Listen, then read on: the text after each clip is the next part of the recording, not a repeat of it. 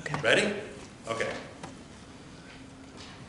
For all of you at home that are viewing this sermon because of the 12 to 18 inches that are predicted, I don't believe it. It'll probably have a half an inch and you canceled. You didn't come to church for no reason at all, but here it is. This is the first Sunday in Advent. This means for the next 52 weeks we're going to be reading our way through the Gospel of Matthew a little bit at a time, one lesson at a time. So I thought tonight would be an appropriate time to just do an introduction to the Gospel of Matthew. Okay? Introduction to the Gospel of Matthew. So pay attention because these themes you're going to be hearing for the next 51 weeks when you come to church. So here we go. Put your Matthew hat on. Now first of all, I never use notes, right? Why do I use notes? There's so much information that if I don't write it down, we'll be here for about 15 hours. I would be willing to do it, but I don't think you would. So I have notes here. The problem is, I can't read my handwriting because I'm losing my edge in my writing, and without my glasses, I can't see what I wrote. So I might as well not have notes at all. Right? All right, here we go. Now, let me give you some random thoughts about this, about the Gospel of Matthew. First of all, where do you find the Gospel of Matthew? It's located in the Bible. Where? It's the first book of the New Testament. Why is that? The Gospel of Matthew is the bridge. You ever see a keystone arch? Like an arch with a keystone? The Gospel of Matthew is the keystone that holds the Old and the New Testament together. The keystone. Why is that? The Gospel of Matthew, first of all, let me tell you how long it is. It's 28 chapters long. 1,071 verses, 18,345 words in the Gospel of Matthew. This is the longest Gospel. Actually, the Gospel of Luke is slightly longer. So Matthew is a long Gospel, 28 chapters, and it's located at the beginning of the book. Well, why is that? It has to do with the theme of Matthew. Matthew is a Gospel written for you living in Rhinebeck, New York in 2019? I don't think so. It's written for Jewish Christians.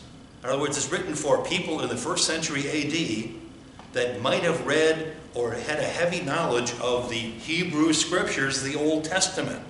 Now, what does that mean when you read the Gospel of Matthew? Get a good reference Bible. Right? Go to Barnes & Noble, spend a little money. And a reference Bible will have footnotes like this and little notations. So whenever they refer to an Old Testament passage, there'll be a little note, and then you go back and read that Old Testament passage so you know what Matthew's talking about. So the original readers of Matthew would have known this story because they grew up hearing the Old Testament read in synagogue over and over and over again. They knew the stories. We don't. So you have to do a little heavy lifting. If you want to really get in deep with Matthew, you have to understand. He's writing for people that know the Old Testament, the Hebrew Scriptures, and he assumes that you know them, so you get a reference Bible, okay? So let me start at the top. Who wrote this thing? Matthew. Well, who's he? Matthew is a tax collector. And what does his name mean? You've heard of the name Yahweh, the name of God, the ineffable name? His name means gift of Yahweh. That's his name. That's kind of neat, isn't it? The name Yahshua or Yeshua or Jesus means Yahweh saves. Yahweh saves. Matthew means gift of Yahweh. That's his name. And what does he do for a living? He's a tax collector. Do we like tax collectors? No, boo, we don't like them, right? Well, in the 1st century AD, tax collectors are Jews who are tax farmers. They get a license or a permit from the Roman government to collect taxes. And they get a commission on all the money that they collect from the Jews. The Romans are brilliant administrators. They know that if you want to get unpopular, you go and collect taxes from people that you're occupying. No, you hire some local people to have them do the dirty work. So among the Jewish community, Matthew is regarded as a what? A sinner and tax collector. It's basically the same word. If you are collecting Roman tribute money to pay to Caesar Augustus, the King of Kings, the ruler of the whole known world, you are an apostate Jew. You are a sinner against not just God, but Israel itself. So he's a tax collector. And Jesus approached him one day and said, Matthew, follow me. Matthew followed Jesus. Do you think he understands the concept of grace and forgiveness? I can't be a Christian after all the rotten stuff I've done in my life. Jesus is calling you. He called Matthew. So the whole theme of Matthew is a guy who, amazing grace, how sweet the sound that saved a wretch like me.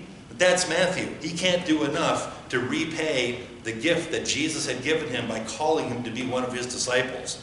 Now, he's not in the first group. He's not Peter, Andrew, James, John. He's in the secondary grouping of the 12 apostles. And you don't really hear a lot about him when you read Matthew, Mark, or Luke. He's always kind of like in the background of watching. He is the one who wrote this book. He's not Matthew, not Peter, he's not Andrew, he's not nobody important. He's just an average person. Is that good news? Yeah. Sometimes it's good to know that average people can make a difference in the world. Well, that's Matthew. So, who's it for? Again, it's written for Jewish Christians. These are Jews who, Amorites and people of the land, they weren't allowed to go to the temple because they didn't have enough money. They couldn't afford to pay the temple tax, so they were Jewish, but they were standing outside looking in. They couldn't afford to be kosher, to keep the laws. When Jesus comes around and preaches, they can't get enough of him. Finally, a word from the Lord has been brought among us. Jesus preaches the good news to the poor, right? So he goes to the people. That's who this is for. And these people say, what does God have something for me to do? Can God save someone like me? The answer is yes. And what is it about? What's the theme of the Gospel of Matthew? The Gospel of Matthew is not about Matthew. Matthew doesn't talk about himself. There's very little in the Gospel of Matthew about Matthew. It's about Jesus. And now, be careful here. What is it? It's not a biography. Does that annoy us? Ooh, it annoys us, doesn't it? Why? We want to know. We want to know the name of Leonardo DiCaprio's Sunday school teacher. We want to know the name of every celebrity, who they dated, we want to know every detail about every politician who's ever lived. That's how postmodern people do it. However, in the ancient world, we don't know. We don't know things like, what did Jesus look like? Would you like to know what he looked like? I'd like to know what he looked like. We'd like to know all the details. What did he do from the ages of 12 up to 30-something when he started his earthly mission?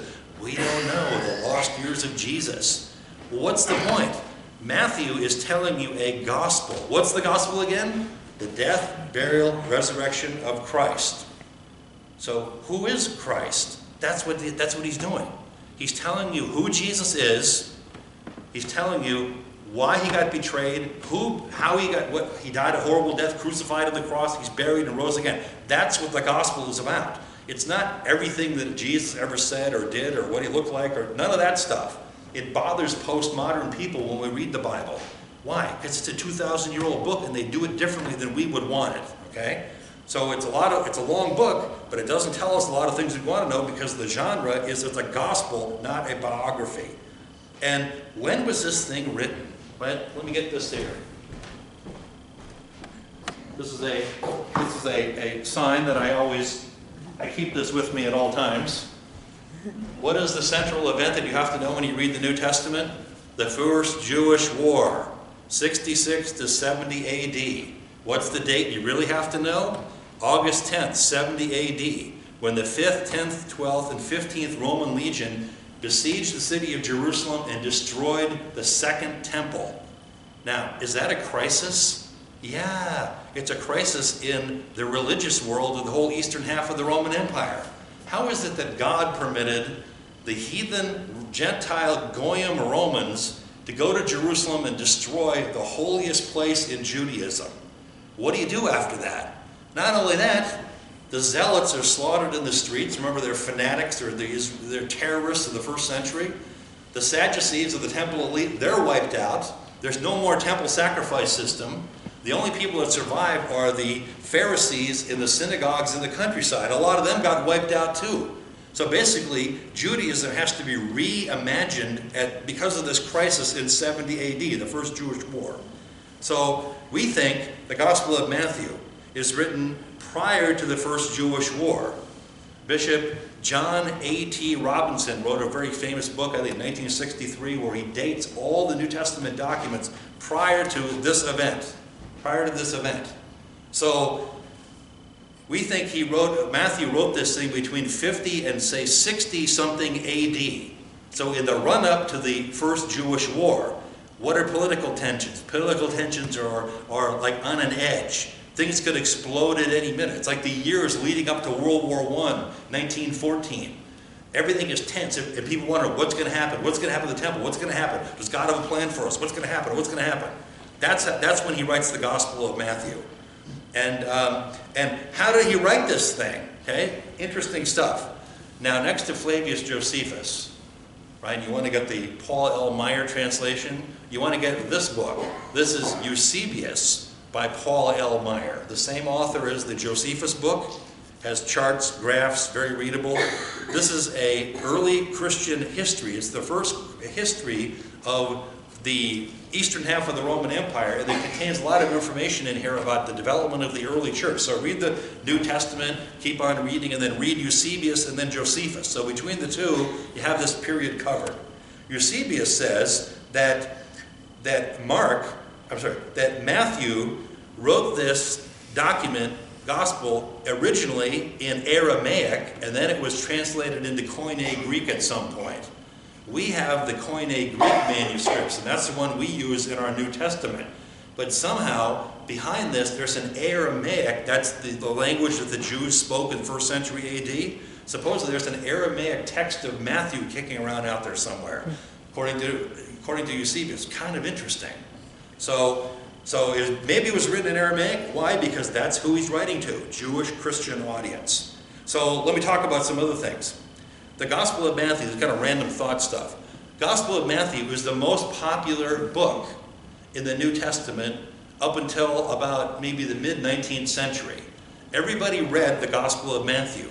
Our religion, our church calendar, everything we do is filtered through the Gospel of Matthew. Then, in the middle of the 19th century, a guy named Holtzmann, not George Holtzmann, Valsivino's husband, not him, another one.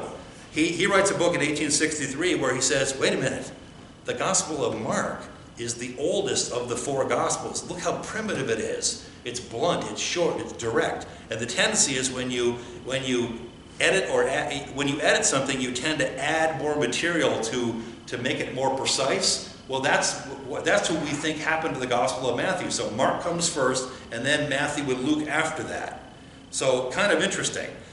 And it's to the point where for about 1,700 years, people didn't bother to read the Gospel of Mark. They thought it was like a Reader's Digest condensation type thing of Matthew. So you would read Matthew. So Matthew has a very important role in the life of the church. And when we start reading, you'll see why it's a wonderful book. There's a lot of juicy stuff in there. What else? Matthew's very important in the development of the church, the early church. Matthew actually uses the word ecclesia, which means called out ones. It means the church. He's talking about the development of the church. Why is that? As tensions build into the first Jewish war, people who are Jewish but who believe in Jesus want to know, what do we do? We've been kicked out of the synagogues. We don't want to be a part of the Jewish war to take the Romans out. How do we fit into the whole scheme of things? Matthew helps answer that question. So the church is a new family, a new body that has been created by Christ. Let me see. This is not a chronological accounting. It isn't like a normal history, the way Western people think. Instead, it's grouped thematically. So Matthew collects themes. So he doesn't pay attention to time and space, and he's grouping by ideas and themes as he lays out his argument. It's kind of like watching a football game. The idea is to get the football and to push it down the field, right? Push it down the field to the goal line. The goal is that you will understand that Jesus is the Messiah. Each saying, each story, each piece of evidence he lays out is he goes to the first down, he gains 3 yards, he gains 4 yards, he gains another first down. That's what this is. It's like a drive down the football field. So that's what he does in his story. He also uses triads. So he'll do like 3 stories in a row, right? Salt, light, and the city on a hill. So look for triads as you read it. He also has a thing about the number 5. Well, what do you mean the number 5? I can count to 5. 1, 2, 3, 4. Genesis, Exodus, Leviticus, Numbers, Deuteronomy. What? Yeah. He lays out the Gospel of Matthew like a new Torah. So we have the Old Torah and the Old Testament. Matthew is laid out in 5 great discourses. The 150 books of Psalms are also laid out in 5 great chunks of material. So the number 5 is also very important. He also uses formulas. He'll say things like, and when Jesus had finished, that's a transition, or from that time on, Jesus began to. So look for those little transitions. They kind of glue things together. Now, in the Gospel of Matthew, you'll find 30 direct Old Testament prophecies. So this was done in order to fulfill the Old Testament or to fulfill the words of the prophet. Why is that? We know from reading the Gospel of Matthew, or from reading the Bible, there are 333 Messianic prophecies. Matthew goes through and picks like the top 30 or 40 and lays them out in his Gospel. So look for that formula. This was done in order to fulfill the words of the prophet. And then he'll talk about some event of Jesus. Why? It's important to know that Jesus is who he is. He's the Jewish Messiah who is fulfilling the promise that the Old Testament said someday there's going to be a Messiah who's going to come. Matthew is saying Jesus is that Messiah. That's the point of the Gospel of Matthew. So look for the Old Testament prophet. Again, if you're going to go reference Bible, do a little heavy lifting. Look it up in the back and read the prophecy, and then go back and read the story, and then you'll get a deep understanding of this. The Gospel of Matthew also does a recapitulation or a retelling of the story of Israel. In the Gospel of Matthew, Jesus is born in Bethlehem, and an angel warns Joseph that Herod the Great is going to try to kill the child. So he takes the child to where? To Egypt. And they stay in Egypt. Then they come out of Egypt, just like the ancient Israelites. When Jesus begins his earthly ministry, he goes into the wilderness for how many days? 40. 40 days. Just like Moses is in the wilderness leading the children of Israel for 40 years. And Moses goes up on Mount Sinai. What does he do? He brings the 10 Commandments down. He brings the Torah down, the written Torah. What does Jesus do? The Sermon on the Mount. Matthew 5, 6, and 7. He gives a new, you have heard it said for men of old, but I say unto you. So he's a new Moses. The new Moses theme is a very important theme here in the Gospel of Matthew. Also, in the genealogy, Matthew chapter 1 through 17. You're going to hear me obsess about this for the next year. You want to read this over and over and over again. On your bulletin cover, I must admit, it's one of the nicest covers I've done in a long time. Please hold the applause. In the Gospel of Matthew, what is the verse of the day?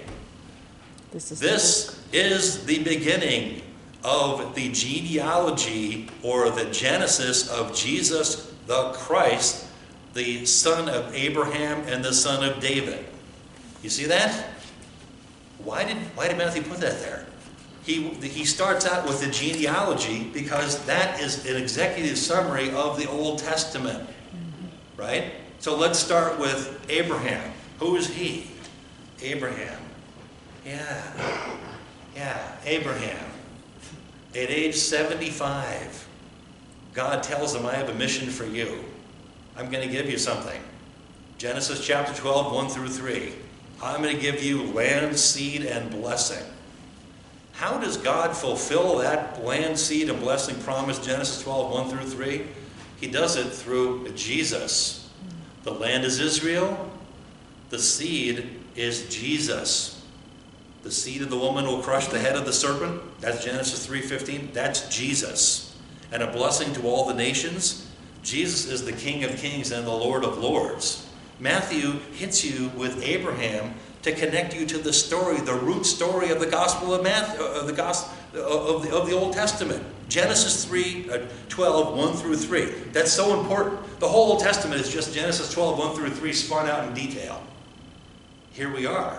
The roots go all through the Old Testament, all adventures, ups, downs, all kinds of trials, tribulations, good things, bad things. All of a sudden, it pops up as Jesus is the son of Abraham. We've been waiting for him for a very long time. but he's also the son of David. That is 2 Samuel chapter 7, verses 7 through 16. Read that whole section in there. And the promise there is 7:16 is, one of your descendants will sit on the throne forever. Well, how did God fulfill that promise? God fulfilled the promise because Jesus is the son of David. Over and over again, you're going to have people coming up to him going, "Son of David, have mercy on me." Well, David is like from 1,000 years before Jesus was born. How can that be? He is the direct, biological, legal descendant of King David. Well, where's Joseph when the story begins? Joseph is in the picture and then suddenly he disappears in Matthew. When Jesus begins his earthly ministry, there's no Joseph around. Why is that? Because Joseph is the king of the Jews. And the line went underground. Joseph is the lineal descendant of David. So when Joseph disappears, then the true King David in the flesh is Jesus of Nazareth. See how that works? And why would Matthew do this? Because he wants you rooted in the Old Testament to know that Jesus didn't just show up one day and say, "Oh, by the way, I'm the Messiah." Right. Well, what do you mean you're the Messiah? You see, Jesus is he says, "I am not here to abolish the Torah, the law, and the prophets, but to" what? Fulfill. There's an organic connection to the Old Testament, you see? So when you read Matthew, again, it's the keystone with the roots that go back into the 39 books of the Old Testament. Unfortunately, we think that Christians, American Christians especially, we just have to read the New Testament because the Old Testament, that's like Jewish stuff, and we're Christian, so we just want to read the New Testament. I'm glad you read the New Testament, but if you really want to get a deep understanding of who Jesus is, you got to get into the Old Testament stuff. That's where the pay dirt is. That's where the diamonds are. And Matthew is going to take a club and beat you over the head all the next year to make sure you know that Jesus is connected organically to the Old Testament story of salvation. This is the gospel of Jesus Christ. See that word? It says, this is the genealogy. It's actually, the Greek word is Genesis. Like in the beginning, God, the book of Genesis. It's the Genesis of Jesus. So again, you're rooted into the Torah story, right? See what else here? There's so much. One other thing on the genealogy, okay? It's always one more thing. I like Columbo here. The genealogy has 3 sets of 14 generations. 3. Triad, 3. Father, Son, Holy Spirit. What's 14? The number 7 is the number of God times 2. So it's 14 and 14 and 14 generations. And it starts with Abraham. The next bracket goes to David. The next bracket they come back from the Babylonian captivity, and it leads to Joseph and Mary. Very, very important. And let me guess. How do you spell the word David? I didn't mean to stump you. I know normally I'm talking to CIA college students, and they're kind of weak in this area. Right? D-A what? V-I-D. How do you spell it in Hebrew? No vowels. DVD. No vowels. How do you spell David in Hebrew? DVD. D-V-D. In using Hebrew numerology, D equals, oh no, I didn't write it down. It's on page 27 of my notes here. No, DVD, it's like Roman numerals, like Roman numerals, IV, okay. In Hebrew numerology, DVD equals the number 14. So it's David times David times David. 3 sets of 14 generations. I'll have to send you an email on that with the details of this one. I can't believe it, Amy. Right? The rest of the sermon is pretty good, though. All right. Wrapping up here, you probably thought I'd never get to the end of this thing. If you read the Gospel of Matthew, there are 18 miracles and 16 parables. Why is that? Well, Jesus is a doer of good deeds. He does miracles, but he's also the great teacher in the Gospel of Matthew. Why would Jews be interested in teachers? Because when you go to a synagogue, you receive teaching from the learned rabbis. So Jesus in the Gospel of Matthew is a heavy-duty teacher. What is the center of the Gospel of Matthew? If you want to learn about teachings of Jesus, the Sermon on the Mount, Matthew 5, 6, and 7. People who don't go to church, they know the 23rd Psalm, they know Amazing Grace, and they know the Sermon on the Mount. That's the depth of their religious understanding. The Sermon on the Mount is something you should read over and over and over and over again. And that's the heavy-duty teachings of Jesus. And it's like classic religious teaching. Even people who, again, aren't Christian hold the Sermon on the Mount in high regard. The words of Buddha or something, right? So it's him teaching. And again, and the parables are earthly stories of heavenly meanings. The Gospel of Luke has 19 parables. Matthew has 16 parables. So there's a lot of parable activity going on. So not only does he do miracles, words, deeds, but he also has the words. He teaches through precepts, but he also teaches through parables. Extremely, extremely important. All right, let me see here. Anything else? I want to see any leftovers here that I neglected to talk about. Mostly, this year, if you want to get a deep understanding of Matthew, what do? Read a couple of chapters every day. And do that a couple of times. There are 28 chapters in Matthew, so if you read one chapter a day for a month, and then do it over again, and do it over again, and do it over again. The idea is you want to really own this book. Then you come to church and pay attention to the sermons, because I'm going to go into great detail on like one little chunk at a time. And by the time we get to the end of the year, the goal is to have a deep understanding of the Gospel of Matthew. Why? Not because you want to have a deep understanding of literature, because you want to know about Jesus, right? Again, Matthew presents Jesus as the fulfillment of the Old Testament prophecy. He's born in Bethlehem. He's tried in the wilderness, tempted by Satan. He accumulates the 12 apostles. He goes around, he does miracles, he does sermons. He goes to Jerusalem where he's betrayed. He's crucified. Why was he crucified? Who did it? The Romans did it. Well, why? He explains all this. He's buried in a rich man's tomb, and on the third day, he's raised from the dead, and he ascends into heaven. So it's the BLDRA, the birth of Christ, the life of Christ, the death of Christ, the resurrection of Christ, and the ascension of Christ. It's all in Matthew. So you want to come to church to get a deeper understanding of who Jesus is. And I can't think of a better place to look other than the Gospel of Matthew. It's heavy, heavy-duty stuff. And it's worth the effort to spend a little time to help develop your spirituality. That's your Christmas gift to you, right? If God could do anything, he would give you the gift of a deeper relationship with him, right? So that's why you want to spend time reading the Gospel of Matthew. With that, I better end. I feel like I've cheated you. I left out like page 17 of my notes here. So, amen. Amen.